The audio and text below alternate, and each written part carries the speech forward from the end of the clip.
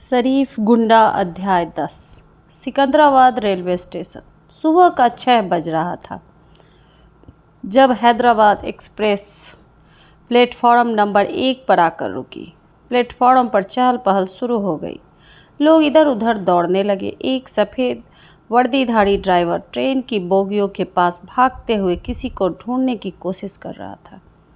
अचानक उसकी नज़र बोगी नंबर A1 पर गई तो वह सहसा ठिठका। वह बोगी के दरवाजे की तरफ बढ़ा। एक कुली सामान उतार रहा था और ठीक उसके पीछे एक नौजवान खड़ा था। कुली के सामान उतारने के बाद नौजवान ट्रेन की बोगी से नीचे उतरा। उसकी उम्र लगभग 27-28 के आसपास। बेहद लंबे कद का एकदम गोरा चिट्टा, बल्कि यूं कहे तो अंग्रेज की तरह दिख रहा था। ड्राइवर उसकी तरफ लपका। नमस्ते साहब, आप ही रतन साहब हैं ना? ड्राइवर ने पूछा। यस आई एम, मेरा मतलब है मैं ही हूँ, रतन ने कहा। जी, हमें बड़े साहब ने भेजा है आप लोगों को लाने के लिए, ड्राइवर बोला। तब तक रतन के पास एक व्यक्ति जो कि 50 साल के पेटे का होगा, एक हम उम्र औरत के साथ आकर खड़ा हो गया।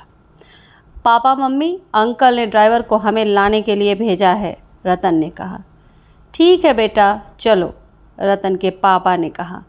हाँ चलिए साहब, कार पार्किंग में है, कहते हुए ड्राइवर ने लैपटॉप का बैग रतन के हाथों से लिया और कुली से बोला, चलो भाई, कार पार्किंग की तक चलना है। ड्राइवर के बोलते ही कुली ने सामान उठाया और ड्राइवर के पीछे हो लिया। रतन और उसके पापा मम्मी भी साथ हो लिए। कार पार्किंग में पहुंचकर ड्राइवर ने डिक्की खोलकर सामान रखना शुरू किया। रतन ने कुली को उसका मेहनताना भुगतान कर दिया। कुछ समय बाद कार सिकंदराबाद के रोड पर दौड़ रही थी। अपने वतन की बात ही कुछ और है। ऐसा लगता है जैसे पुनर्जन्म हुआ हो। दिमाग को बहुत ही शांति और आत्मा को बहुत सुकून महसूस हो रहा है। रतन के पापा एक लंबी सुकून का सांस खींचते हुए बोले। जी पापा, आप ठीक कह रहे हैं, रतन ने कहा तो उसकी माँ ने भी हाँ में सिर हिलाया। सुबह की मधुर बेला होने के कारण रोड पर इक्का दुक्का वाहन ही नजर आ रहे थे। कार अब बेगमपेट फ्लाईओवर के ऊपर थी। तीनों लोग कार से बाहर की तरफ देख रहे थे। कुछ समय बाद कार ने पंजागुट्टा फ्लाईओवर लिया और फ्लाईओवर से जुबली हिल्स की तरफ जाने वाली रोड पर ड्राइवर ने कार को ले लिया। ठीक उसी वक्त ड्राइवर की नज़र वर्दीधारी 2 ट्रैफिक पुलिस वालों पर पड़ी जो कि कार को रुकने का इशारा कर रहे थे। ड्राइवर ने कार साइड में करते हुए उनके पास पहुंचते हुए रोक दिया। क्या हुआ ड्राइवर?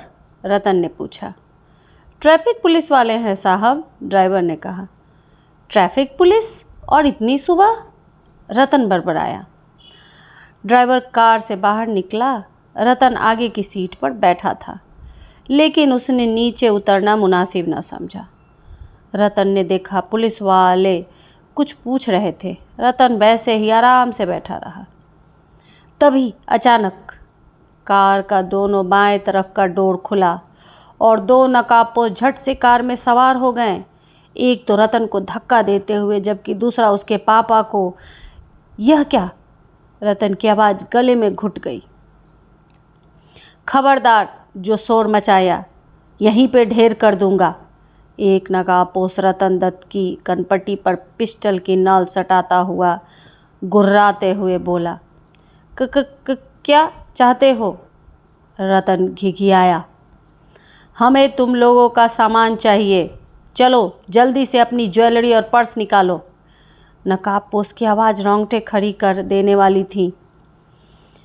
पीछे की सीट वाला नकाबपोश कुछ नहीं बोल रहा था।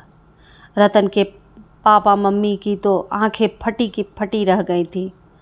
रतन की निगाहें कार से बाहर गईं। ड्राइवर चुपचाप खड़ा कार की तरफ देख रहा था। पापा मम्मी, आप लोगों के पास जो कुछ भी है इन लोगों को निकाल कर दे दीजिए। रतन का कहना था कि रतन के पापा मम्मी ने जल्दी जल्दी ज्वेलरी उतारना शुरू कर दिया। रतन ने भी अपने दाहिने हाथ की उंगलियों में पहने 2 रिंग और गले में लटकते हुए सोने की चेन को निकाला। तीनों से ज्वेलरी और नकद लेने के बाद एक नकाबपोश ने कार के ड्राइविंग सीट को पास एक बटन दबाया। कार के पीछे की डिक्की खुल गई। तुम डिक्की में पड़ा सब सामान निकालो, आगे वाले नकाबपोश पीछे वाले नकाबपोश से बोला। इतना सुनना था कि पीछे बैठा नकाबपोश झट कार से बाहर निकला और फटाफट डिक्की खोलकर उसमें पड़ा सामान जल्दी जल्दी निकालने लगा।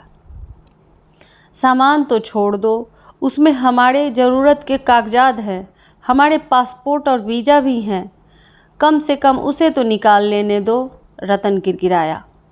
हमारे पास इतना समय नहीं है, सुबह का समय है।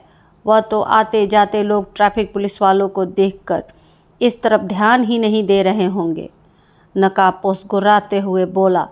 फिर उसने रतन दत्त की आंखों में देखा और बोला, दिमाग के घोड़े मत दौड़ाओ, वह नकली ट्रैफिक पुलिस वाले हैं और उनका चेहरा भी नकली है।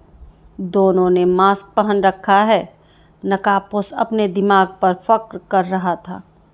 रतन दत्त चुपचाप नकाबपोश को देखता रहा। नकाबपोश और नकली ट्रैफिक पुलिस वाले 5 मिनट में अपना काम करके गधे की सींग के माफिक गायब हो गए।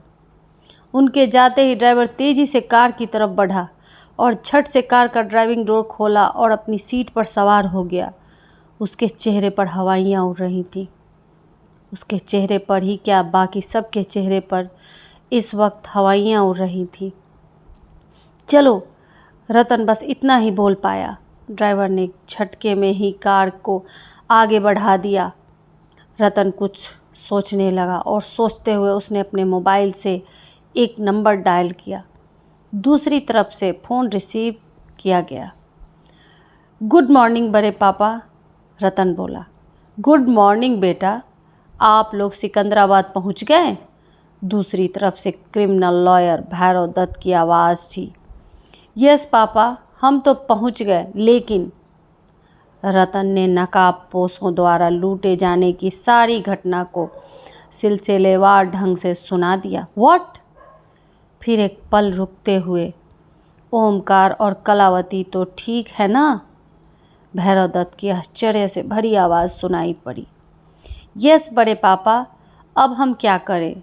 रतन ने रुआ से अंदाज में पूछा। डोंट वरी, तुम ऐसा करो कि जुबली हिल्स पुलिस स्टेशन पहुंचो, मैं वहां आ रहा हूं। कहने के साथ ही दूसरी तरफ से फ़ोन कट कर दिया गया। जुबली हिल्स पुलिस स्टेशन चलो, रतन ने ड्राइवर से कहा। ड्राइवर ने हाँ में सिर हिला दिया और कार की स्पीड को थोड़ी बढ़ा दी। कुछ ही देर में कार पुलिस स्टेशन के पास पहुंची। वहां भैरव दत्त बड़ी उत्सुकता से सभी की प्रतीक्षा कर रहे थे। मैंने इंस्पेक्टर से बोल दिया है, उसने एक IR दर्ज कर ली है, FIR दर्ज कर ली है, बस तुम हस्ताक्षर कर दो, भैरव दत्त ने रतन से कहा।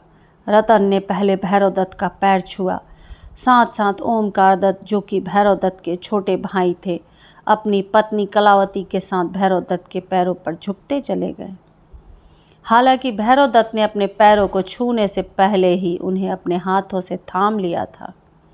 कुछ औपचारिकताओं के बाद रतन ने FIR रजिस्टर में FIR के नीचे हस्ताक्षर कर दिया। पुलिस स्टेशन से बाहर निकलते ही रतन दत्त और ओमकार दत्त की निगाहें आपस में टकराईं। दोनों ने आंखों ही आंखों में बातें की और बरबस ही उनके होंठों पर कुटिल मुस्कान नृत्य करने लगी। धन्यवाद।